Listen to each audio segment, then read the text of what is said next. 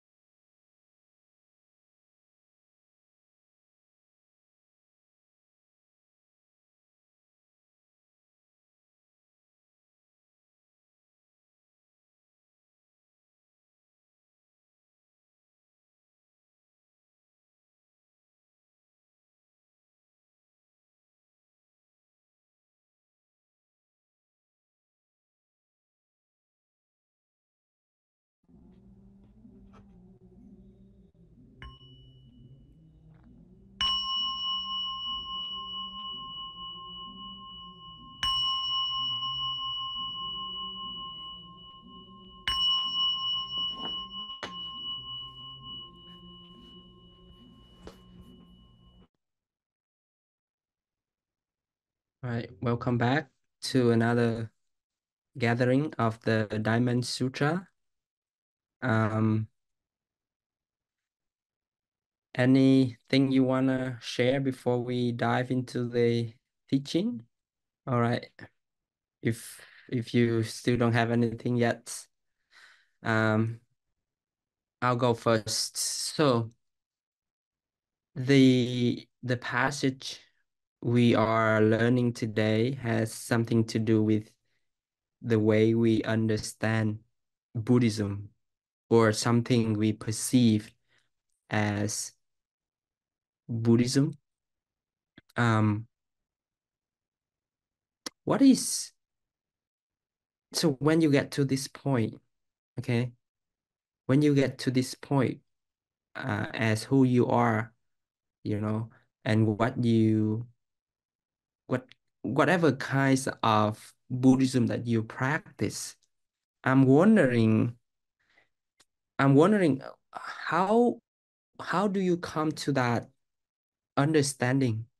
How do you come to that understanding that this is Buddhism? This is my practice. Is there a sense, a strong sense of confidence, of faith, or a realization? What is it that we all come to, a personal conclusion for us that this is Buddhism, this is my Buddhist practice?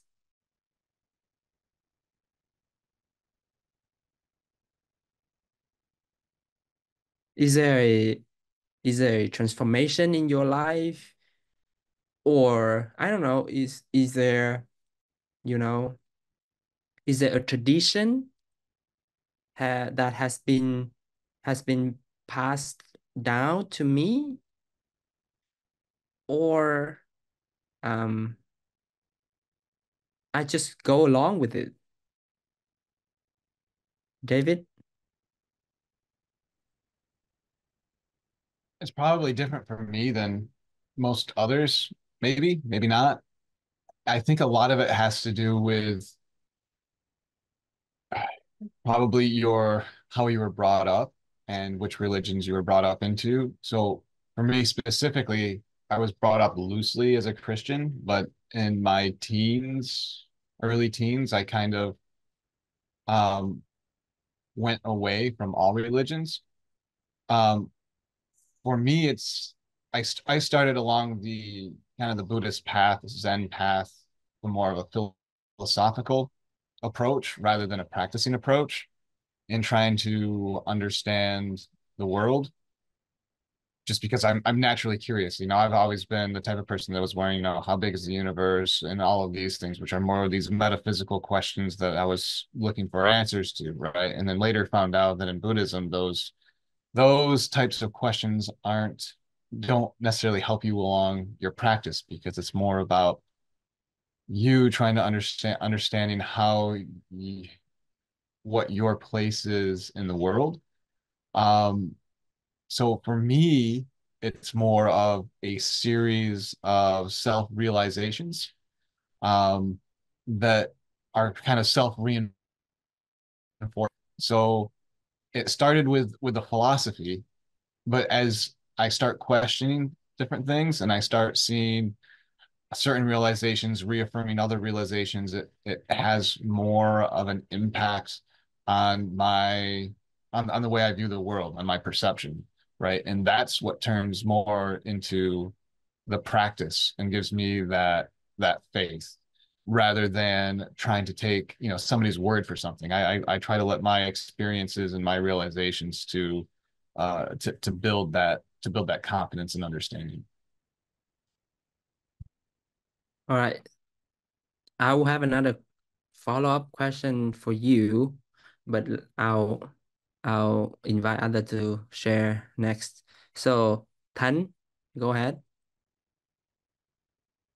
So I completely agree with David on this one with like the self-realization, but unlike him, I was brought up in a Buddhism, a family that was brought up by Buddhism.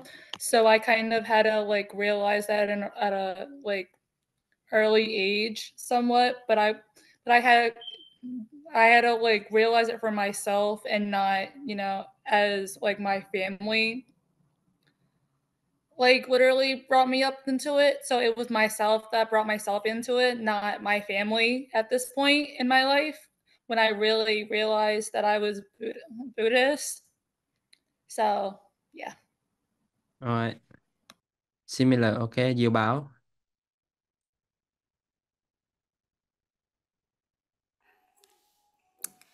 Dear Thầy, I think my path to Buddhism is somewhat. I think it's just the time. The time is right. It's about the time. I think. After a lot of effort put on, life, career, school, and at some point in my life, I realized that I want something else, something more fulfilled. Because all the success again from career doesn't seem like bring me the happiness that I'm looking for. So I was looking for some other aspect in life, I think. And then after 10 years living in the US, then we moved due to new job, and then we live near a temple, and then I start go to a temple to explore, and then seeing people, chanting. Then I will go along, and then I start questioning what they're chanting.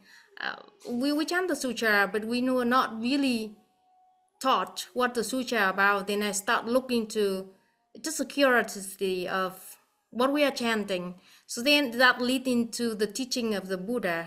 And the more I learn about the teaching, the more that I find excitement in it's just something that naturally I feel like I find the answer for a lot of my questions that I have about my purpose in life, why I'm here in, and then from that teaching I find out what I'm looking for, what my goal in Buddhist practice, and because of that ultimately eventually leading to the type of practice that I'm choosing.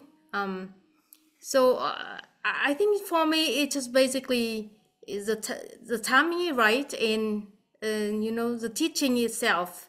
It's just so meaningful that caught my attention, and then by practicing it, I find that it's so transformational to my life. So that's why I'm still here on that path. Yeah. All right. Thank you.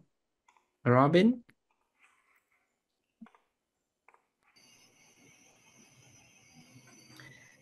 I think my path was definitely not customary for my family. I didn't know anyone who was Buddhist when I became interested in it. I actually just came across a documentary of the Dalai Lama on Netflix. That was my first introduction to Buddhism. And then I started reading a lot of the original teachings of Shakyamuni Buddha, and I loved it. I thought it made sense to me in a way that the religion that I grew up in hadn't made sense to me.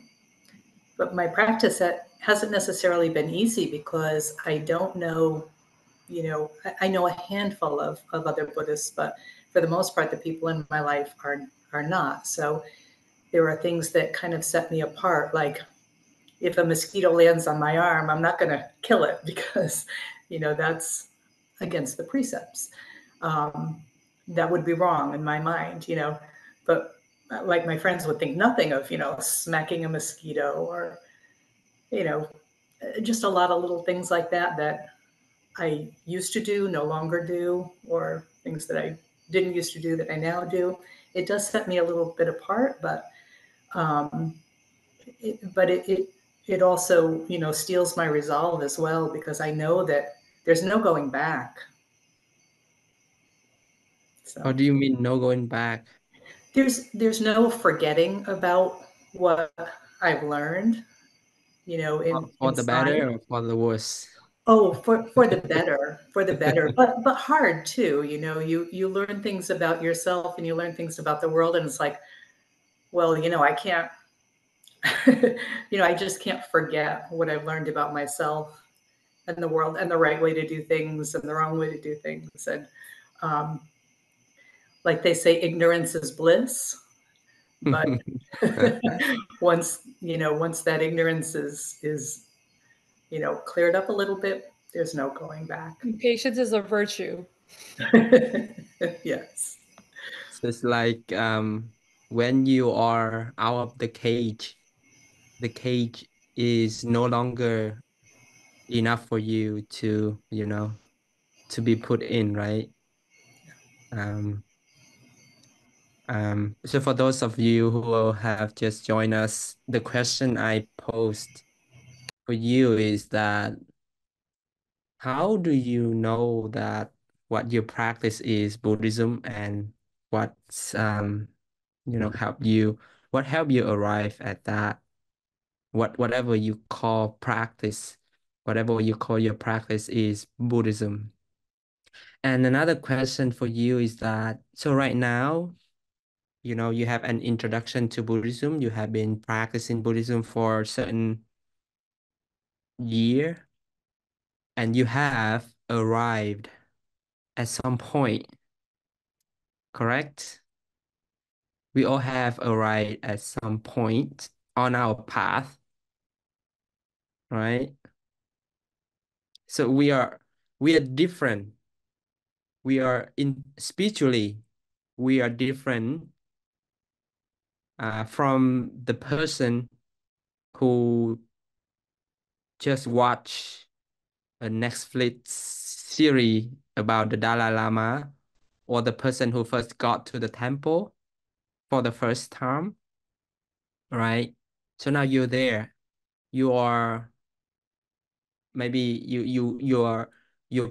you're going to from point A to point C, but now you're in the point B somewhere on that path to make it easier for our understanding right now. So in your current spiritual footing, right? The question is, um, how do you know you are still on that path? How do you know that you practice, I put it in the quote, correct Buddhism? What what what are the indications, that say, okay, I'm on the right path since I got to know this practice? Because some people, they are more miserable than before they knew Buddhism. I know some people who are like that, but they just they hold on dearly, hoping that, okay, maybe someday things will be different. How about you, Bao?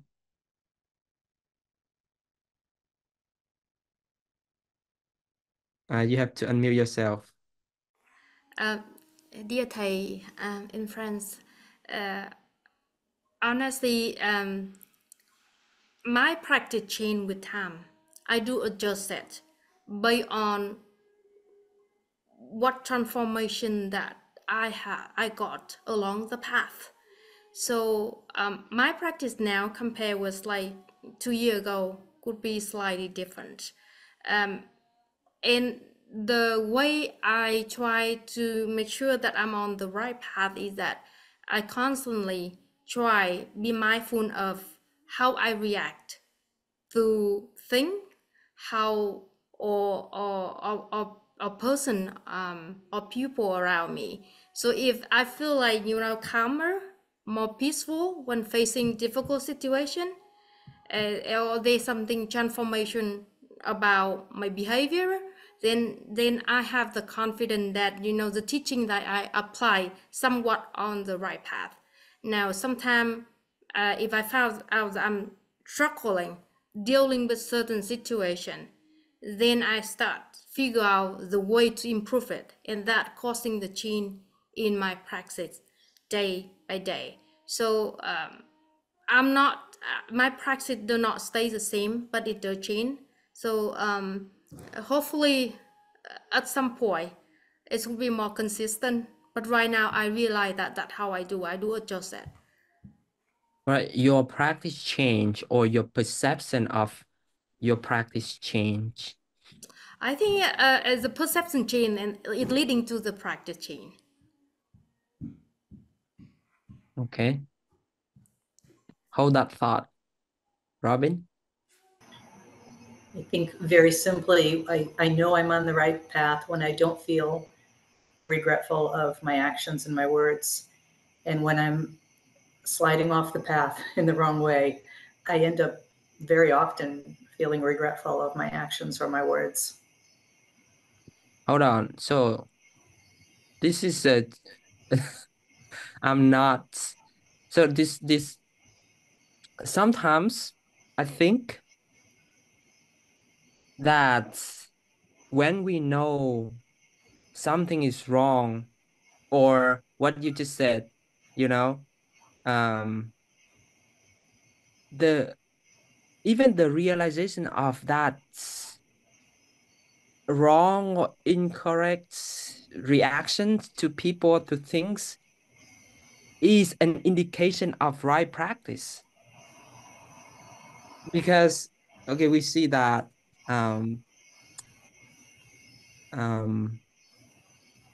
we know that all Dharma is Buddha Dharma. Did we learn that in this class before? Or maybe I was reading ahead, but because we cannot have the good without the bad, right? So we need both. And often we try to remove or destroy or, you know, transform bad things like mud or garbage, right? And we cherish the good things in our life. That is the common tendency of human.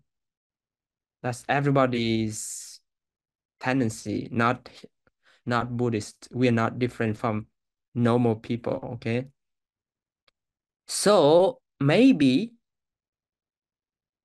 the realization that, oh, there's something wrong in my practice, maybe I'm doing this wrong, also an indication of you know, evolving on your spiritual path. I don't know, maybe. Tan?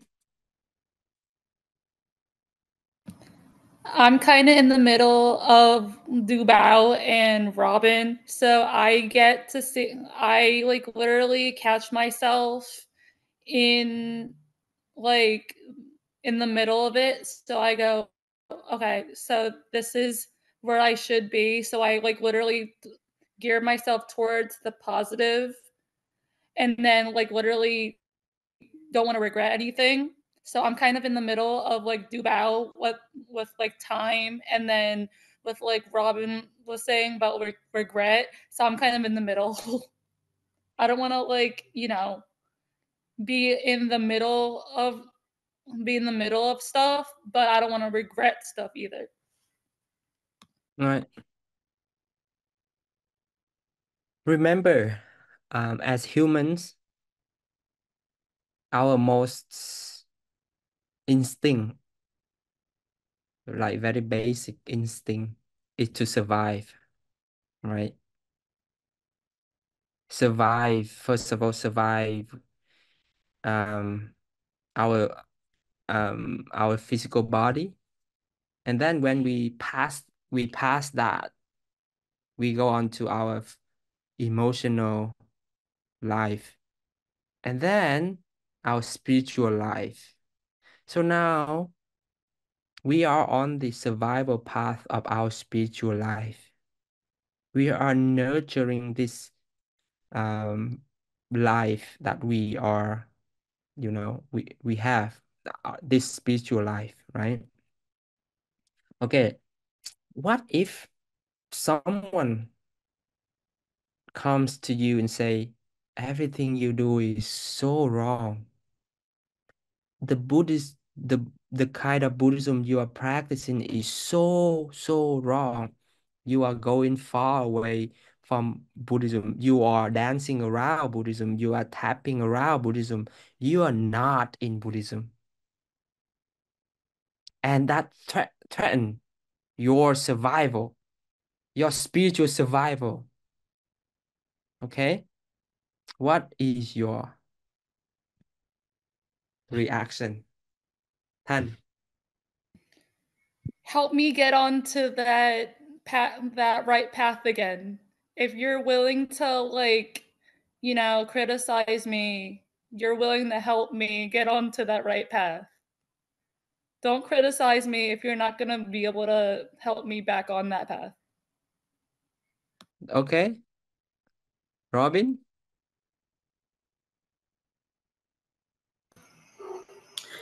Well, I've totally been told that I'm practicing Buddhism wrong because my first tradition was Theravada. And I had a large online community that I was a part of.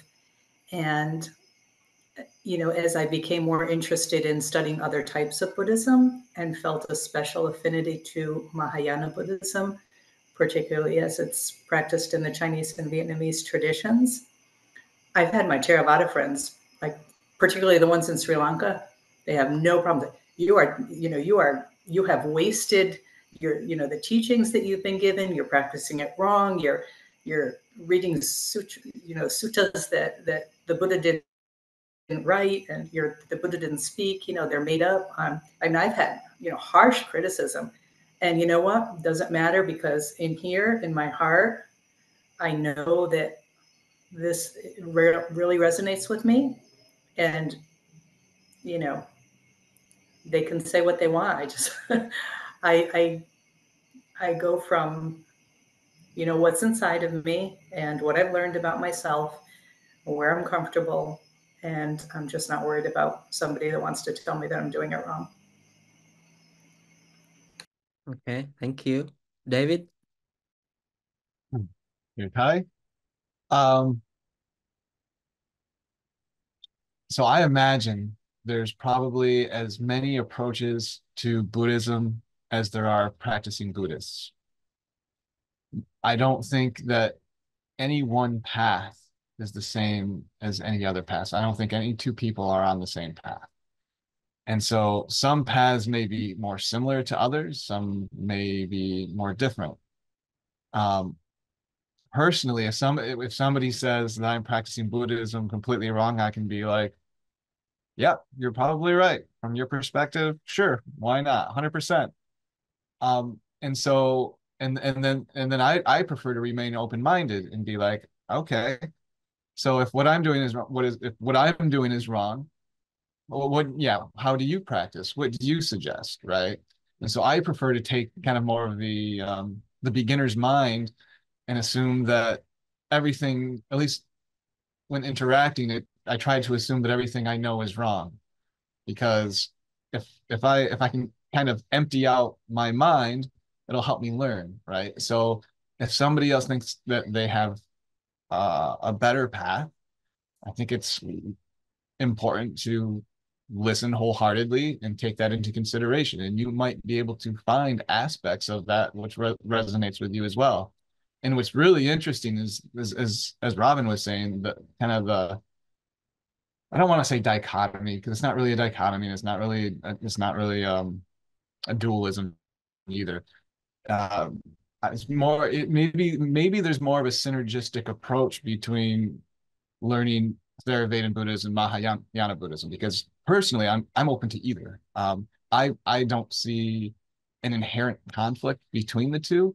I think that you can learn um, from both, right? So at least that's my approach anyway.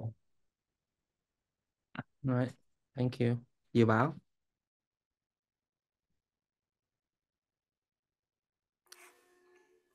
Dear Thầy, I think a lot of us enter Buddhism with belief, but then I think eventually along the path we need to develop wisdom. We need to develop the ability to tell what right and what wrong. In honestly, if somebody come to me give me a constructive advice on the methods that I practice, I open to listen to see if what they advise would be make sense or would actually help me or not. But if it was someone come just to criticize that, oh, you practice Pure Land Buddhism, that is not wrong, not right, that not Buddhism, but like Zen or meditation is the right path, or Mahayana is the right path, Theravada is not, vice versa, then I think that people are not a Buddhist, because anyone who a true Buddhist practitioner, we do not criticize what tradition is correct and what is not correct. So ultimately, I think we have to be knowing who we are, where we come from. We have firm understanding of our practice, so that we can confident that we are on the right path. I think ultimately we do have to develop wisdom through our practice. That's really important. All right. So it sounds like our practice is very contextual, right? Going back to the wisdom part, I had just thought of my Dharma name, which is Thich Tam, and I was like, I'm more wiser now than I was before I entered Buddhism. That's kind of a fun fact. All right. So again, it sounds like what we are saying here is our practice is very contextual, and somewhat there's there's wisdom there. There's wisdom. There's discernment of our practice. It is conditioned. Our practice is conditioned. Our understanding is conditioned, right? But our discernment, our wisdom is something else. That wisdom is not a state of mind, or it's not something that we hold on to. Because right now, if I ask you, what is it that you call your understanding of Buddhism? Where does that reside? Where does that kind of understanding reside? If it is still something that's in the sphere of knowledge, then it is very, very limited. But if it is something that is in the sphere of wisdom, then it is in every cell of your body. And if it is in every cell of your body, and you know that there's no self, there's ego, but there's no self, then that wisdom penetrates into whatever around it, whatever around you, the environment, whatever is surrounding you. Okay, that's why the Buddha say, don't think that I have arrived at the highest, most fulfilled, awakened mind, because there is no separation between the highest awakened mind with the not highest awakened mind.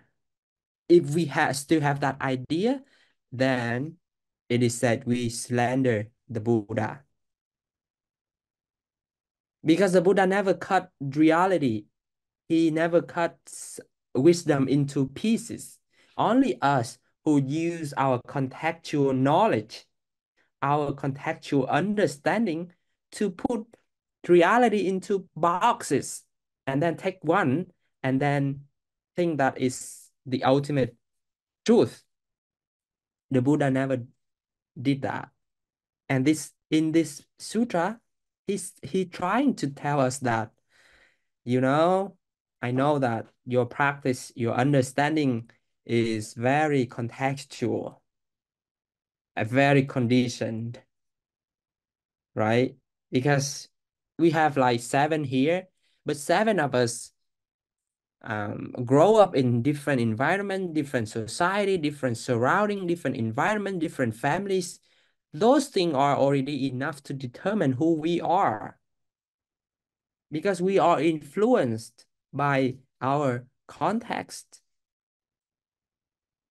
And context is very limited. It's very personal. It's very, private, but it's also very limited, right? Yes, context is based upon sign. So again, when somebody threaten your spiritual life, they bring their context into yours, right?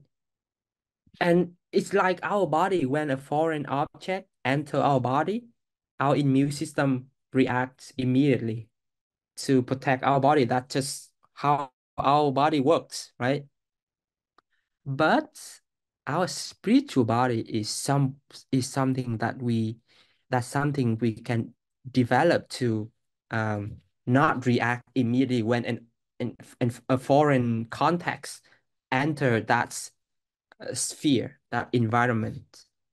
That is how we know that we have developed, we have evolved on our spiritual path. That is how we know we have become more pervasive in our spiritual practice. Pervasive here means more forgiving, more understanding than those who don't have it. For those, if you, for those, who react immediately when their spiritual life is threatened, then they have just uh had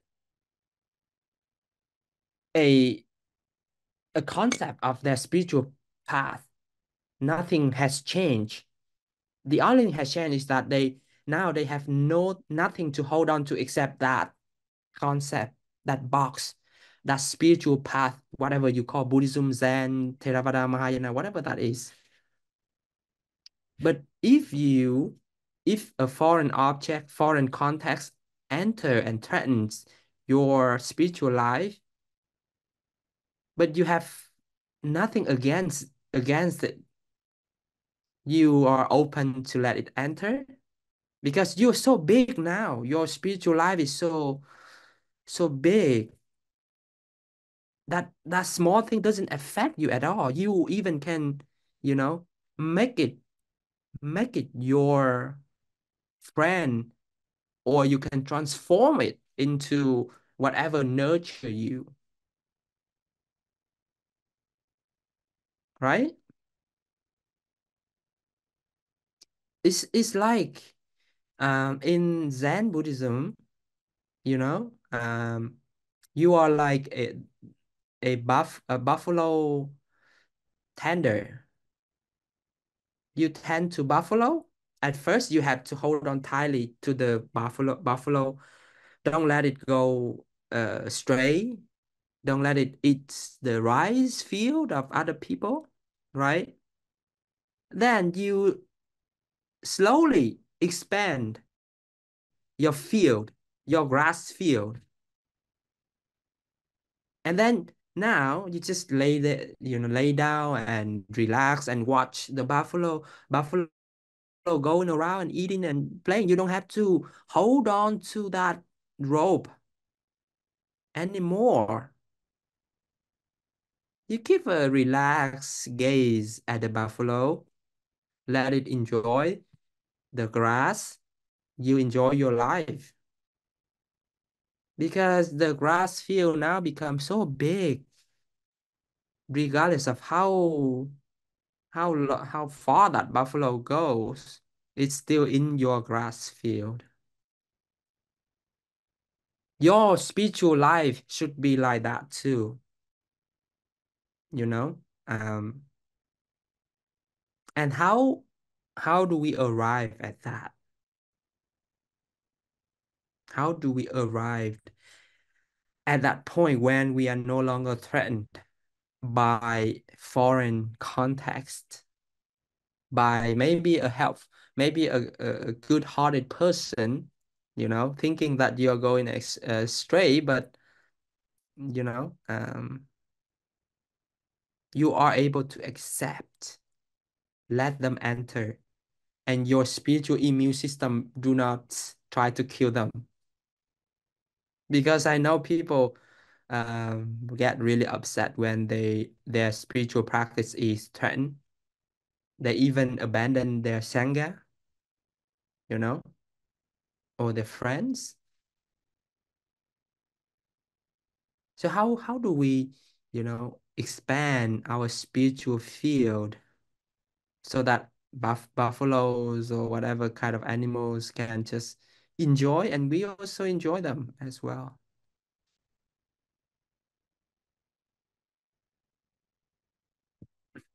This is a question for us to contemplate regarding, you know, our practice, because we have been practiced for some time already. We are not beginner anymore. We have beginner's mind, but we are not beginners anymore. We sometimes have to we are now have to be spiritually matured. So we are the boss of our spiritual practice. Compassion, acceptance, gratitude. Yes, we are the boss of our life, our spiritual field, our spiritual survival, our spiritual thrive.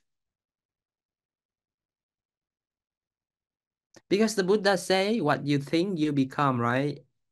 Your mind is the forerunner of everything. So now you have to, in my leadership training, they said that you have to think yourself as a leader. Don't think yourself, if you want to be a leader, don't think yourself as a follower. So now you are the boss of your life. You have cultivated, you have practiced for a while. Now let's see how big can you make your spiritual field so that you can absorb or contain those foreign contexts without any immediate reaction, without trying to heal them in the name of authentic Buddhism. There's no such a thing called authentic Buddhism.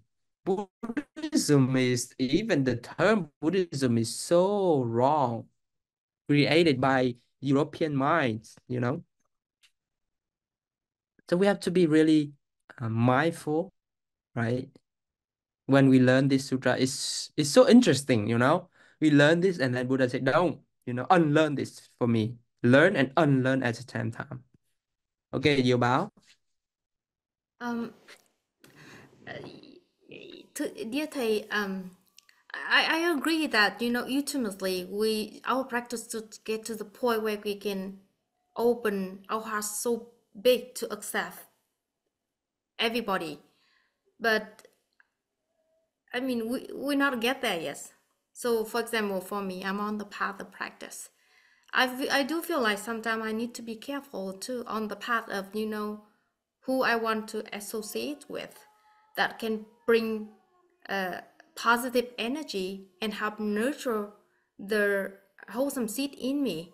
Because I may not be that strong to, you know, just go ahead and, you know, open arm with everybody, and eventually I may not even, I may collapse. I don't know. I mean, I feel like they're a middle way in that aspect. You really truly have to know where are you at the practice in order to be able to know, you know, what challenge you should take and what you should avoid. um I don't know. Yeah. Right. That's a good point. That's a good point.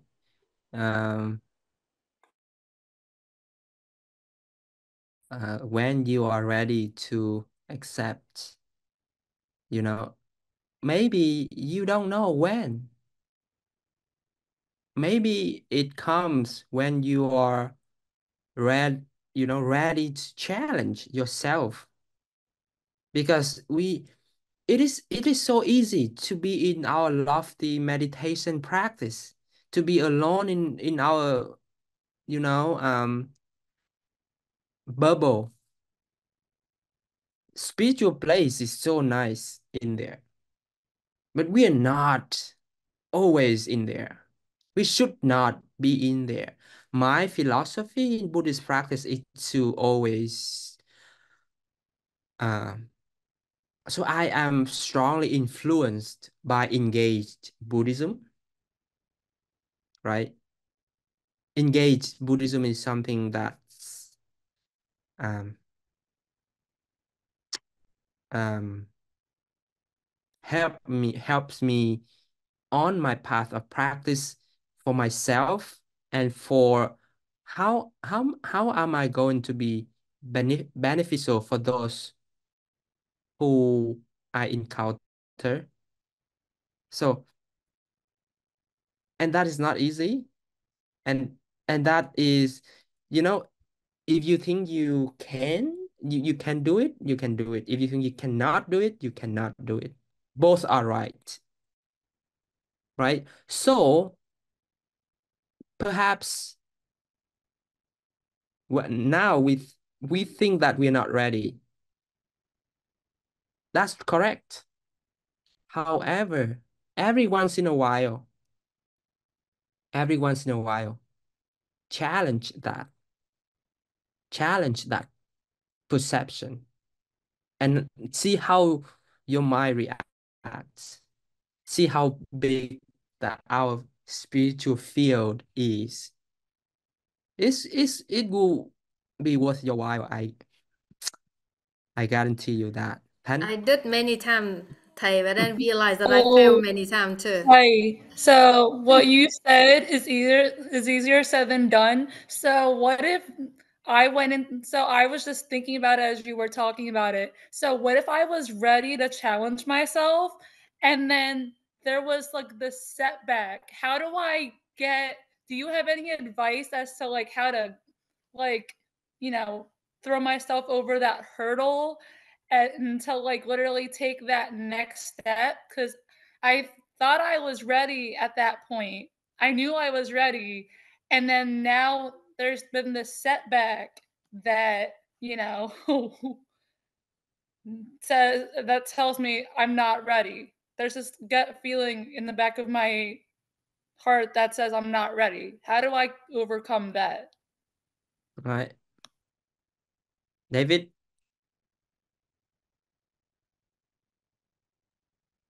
Okay. I think I've been playing with this concept and this idea recently and kind of meditating on it. And the idea of the mud and the lotus, right? And one of these ideas that I have in my head is that sometimes you just have to play in the mud, Mm, right? And that can be interpreted different ways. Um, but the mud that you have, that helps make your lotus bloom, right? You can't have the lotus without the mud. And so the question that this is exactly consistent with what we're talking about, is how big you make your field.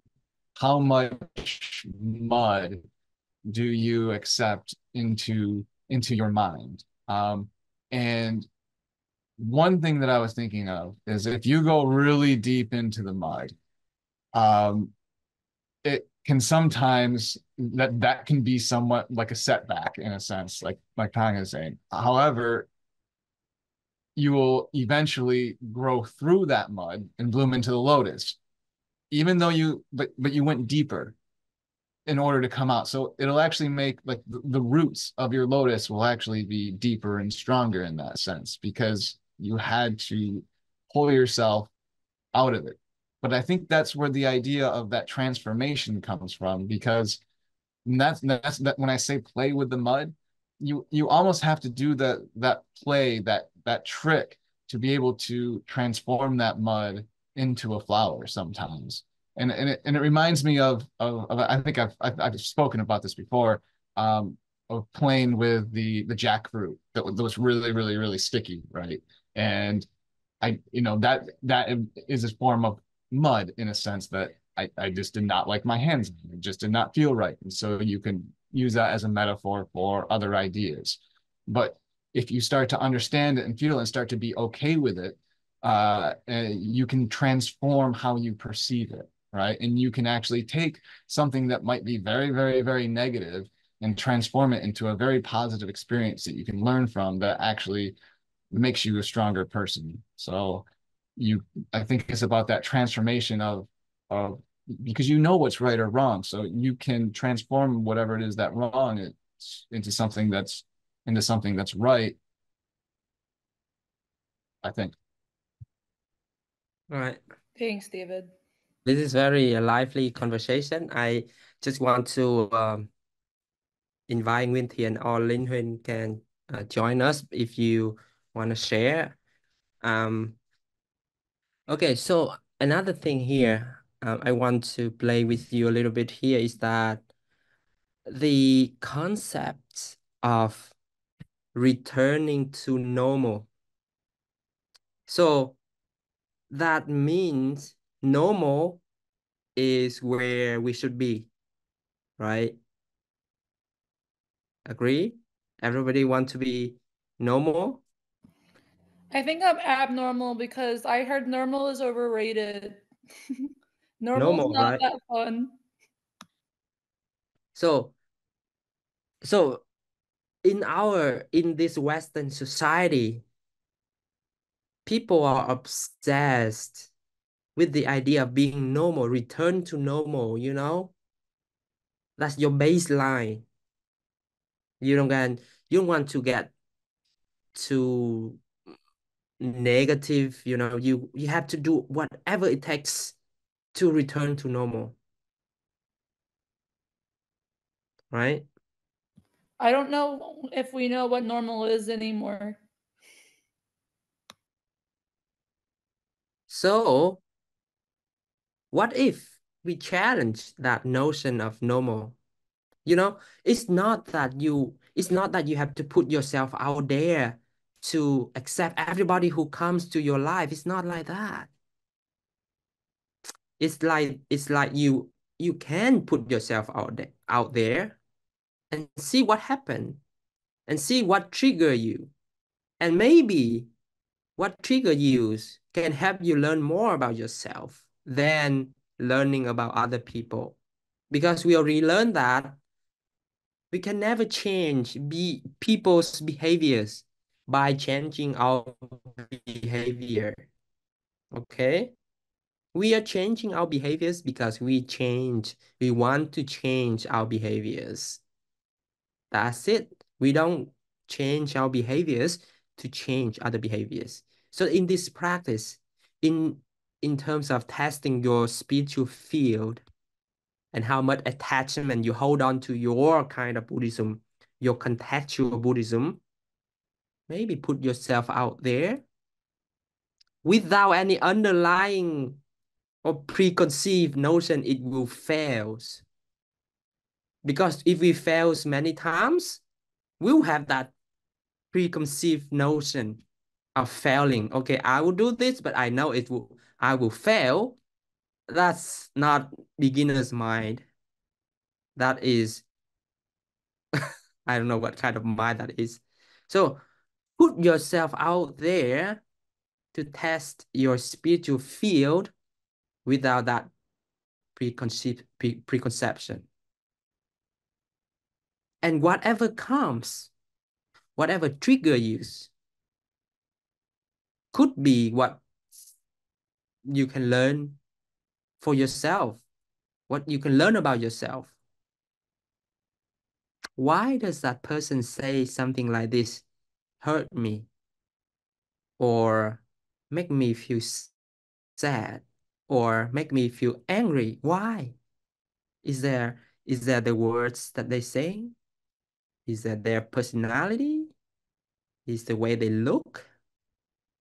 Or is it my perception of what they say? What is it? That is how we learn about our mind. That is how we transform our mind. Nothing. There are other ways, but this is the most direct way. We sit in meditation, right, to see our mind clearer, to make a strong foundation for us in order to test it in the field. I know you scientists should know better, right? You test something, you learn something, you test it and see if it works. Before you test, you don't assume that it will fail because maybe before you test and you failed because you have the wrong formulation. Now testing without assumption, without preconception. All right, 10. Okay, so I think we've all heard of the quote of, in a normal world, we would be this. How do we get out of that perceived notion that we're not in a normal world and we're all a bunch of, individual people doing our own individual things? Ty, if you have anything to say to that. Because I've heard people go, when things don't go their way, oh, in a normal world, things would be this. In a normal world, we would do this differently. How do we get away from thinking that on our own individual practices type? Because I think we've all said it at least once in our lives. Right. I'll come back to that question. You Bao?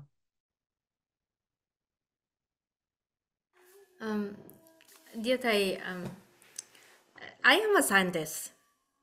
So if we do an experiment that it failed, I'm not gonna do it again. So, for example, Would you change the formulation? so I have a specific example. For example, I've been exposing to social media for a long time for good purpose, but I come to the realization that it bring more troublesome than benefit.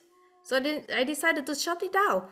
So why do I have to why do I have to challenge myself to face it again?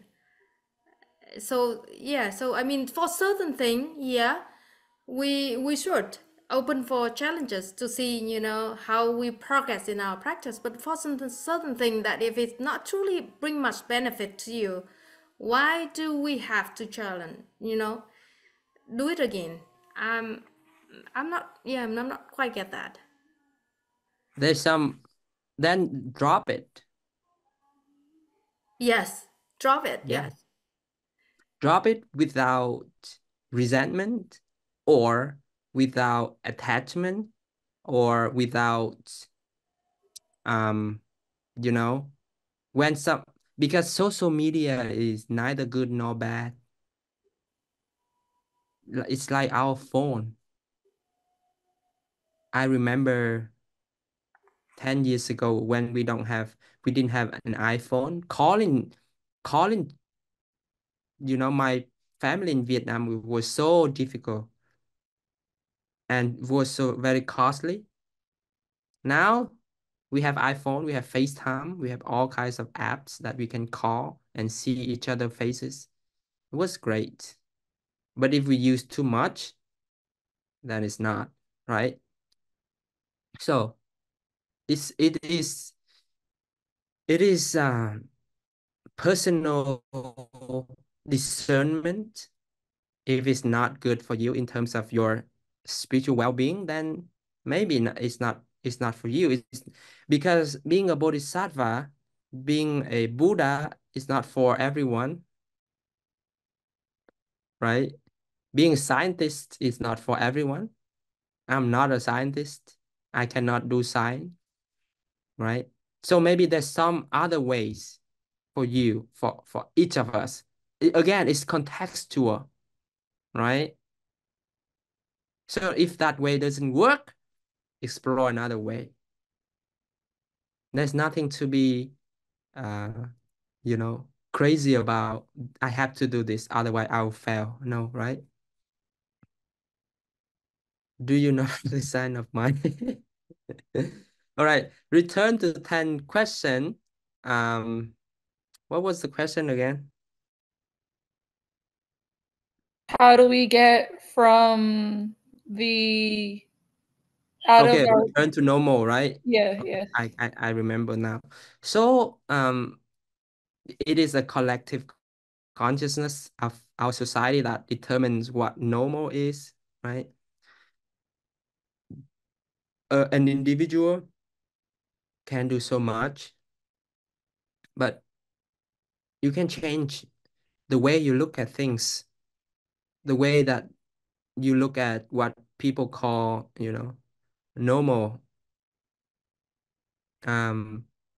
You cannot go out there and challenge like this society that this is not normal. You can do that, but probably there will be embarrassment involved, and if you're not strong enough, then you suffer yourself unnecessary, right? So it's the your perspective, change it slowly, and maybe if you have enough people, then that collective consciousness of being normal, what that is, will change. All right, this is a good conversation. Again, remember this passage we studied today is when we enter the ocean of reality, it's not pieces, it's the whole.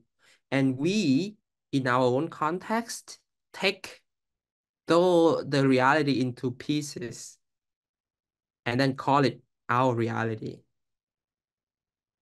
We are a, a wave. We are wave, and we think that we are separate from the ocean, right? That's why we are afraid, we're suffering. But if we, for somehow in our spiritual path, we realize that, oh, we are part of this ocean. Our reality is just a piece of the whole reality. Then we are free.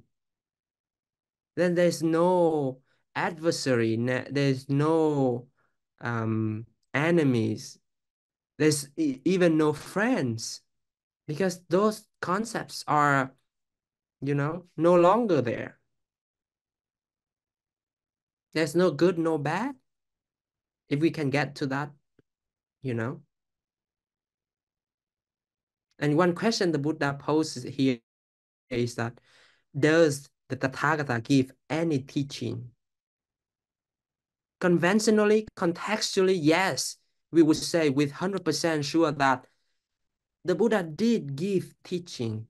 He did teach, because this is what I learned. This is my version of Buddhism. This is what I take from Buddhism.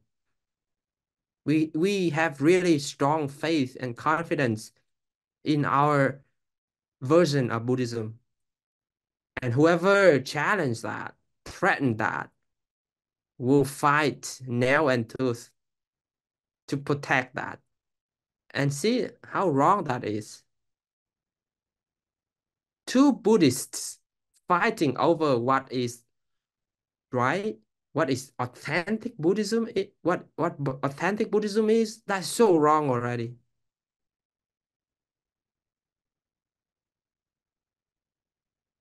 if you if we call ourselves Buddhists, there's no point of fighting over, this is true Buddhism or this is authentic Buddhism. Because if a bodhisattva is the one who see reality as a whole, not as pieces, So there's no fighting necessary.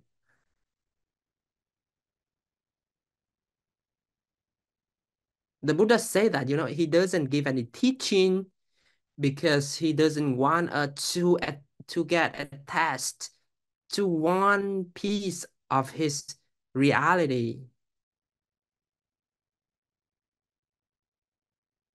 We this is so obvious, We are confident, we are conditioned by our contexts. Then whatever we say is colored, is colored through the context, by the context. Something is right here in the US, but it may not be right in other country. That's already obvious. So why do we argue over this? Let me read you something out. This is so beautiful that I saw on the door of my school, and I took the picture of it. Okay, this has nothing to do with Buddhism, but it's so beautiful. I have to read it for you to you. The Hebrew Bible was conceptualized in ancient minds, composed in ancient languages, and addressed to ancient audiences. We cannot thoroughly reconstruct countless aspects of the worlds they inhabited, but we are far from devoid of evidence. To the contrary, we know enough to occupy our minds over our entire lifetimes, with plenty to spare. Loving scripture means caring enough to learn everything about it we can, lest we silence our ancestors' voices and the wisdom they wish to impart to us. Isn't that beautiful? Why can't we have something like that in Buddhism? This is Buddhism. This is the core of Buddhism.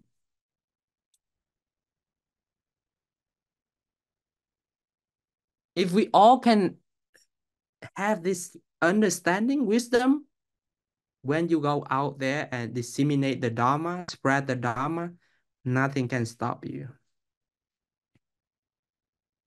I don't know if you have some evangelists going around in your town, but what I admire them is the conviction they have.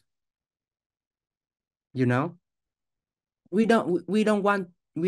want to judge their teaching or doctrine or anything yet, but their conviction, their faith is so strong.